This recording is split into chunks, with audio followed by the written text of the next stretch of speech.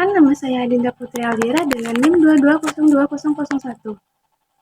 Aliran naturalisme berasal dari kata natur atau natural dalam bahasa Indonesia bermakna alam.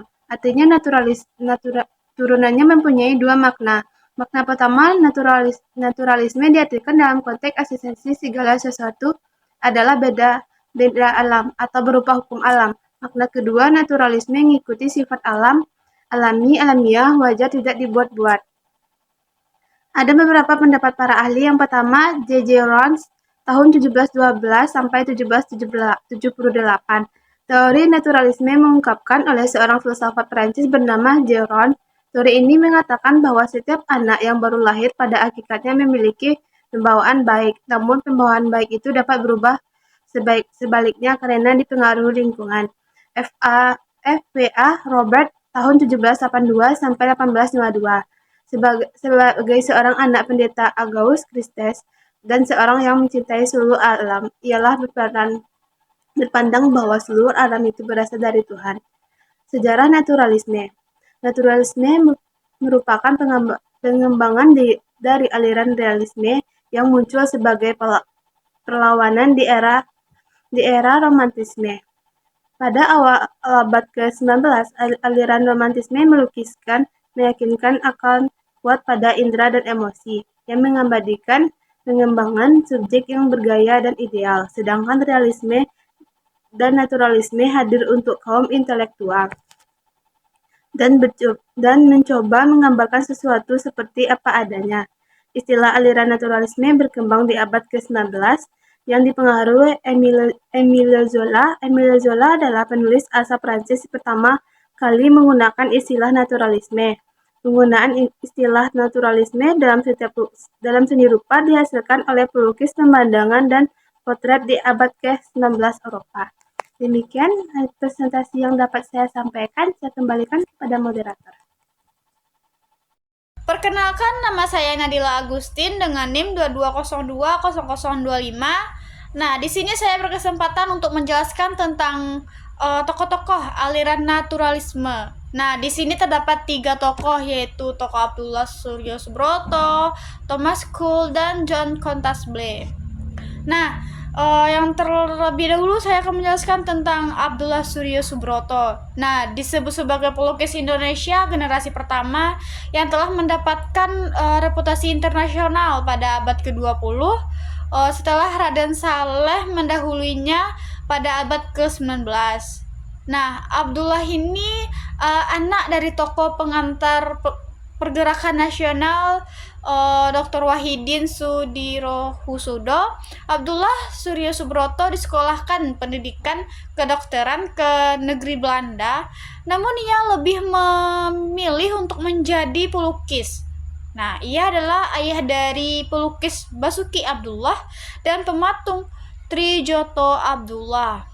Nah, yang kedua yaitu Thomas Kuhl. Thomas Kuhl ini lahir di area industri Inggris. Kuhl pindah ke Amerika Serikat semasa mudanya dan sejak saat itu selalu berusaha untuk menangkap keindahan eksotik dari gunung gurun yang terdapat di benua Amerika. Lukisan-lukisan Thomas Kuhl ikut menjadi monumen untuk berbagai harapan dan kecemasan bangsa Amerika ikut menjadi monumen selama pertengahan abad ke-19. Dia dianggap sebagai seniman pertama yang membawa mata pelukis pemandangan Eropa di lingkungan Amerika. Tetapi sosok ini juga tetap mengekspresikan pemandangan Amerika yang sangat unik. Nah, yang ketiga yaitu John Constable. Nah, dia adalah seniman asal Inggris yang dianggap sebagai salah satu tokoh seniman yang paling berpengaruh dalam perkembangan aliran naturalisme ini. Dia menolak gaya pemandangan pada masanya. Constable menyatakan bahwa kebiasaan pelukis hari ini adalah bravura, sebuah upaya untuk menggambarkan sesuatu yang melampaui kebenaran. Nah, sekian dari saya kembalikan kepada moderator. Oke semuanya, perkenalkan nama saya Latifah Margisni dengan NIM 22020017. Nah, kali ini kita akan membedah sebuah karya yang beraliran naturalisme yang dibuat oleh seorang seniman yang bernama Nadila Afifah Putri yang berjudul Kampung Nan Jauh di Mato, yang dibuat dengan media akrilik on canvas dengan ukuran 60 x 80. Nah, dapat kita lihat di dalam lukisan ini terdapat sebuah rumah yang berwarna kuning yang dikelilingi oleh pepohonan yang sangat rimbun. Selain itu dapat kita lihat di gambar rumahnya itu, lukisan rumahnya itu teman-teman. Terlihat di situ rumahnya tuh telah ditumbuhi oleh rumput-rumput liar di depannya itu yang sudah mulai rimbun. Jadi dapat kita simpulkan ya bahwasannya rumah ini merupakan rumah yang telah lama ditinggalkan atau rumah yang tertinggal. Selain itu Nadila Afifah Putri juga menggunakan perspektif yang sangat bagus, dimana di saat kita melihat lukisan ini kita dapat memfokuskan mata kita kepada rumah yang tertinggal ini.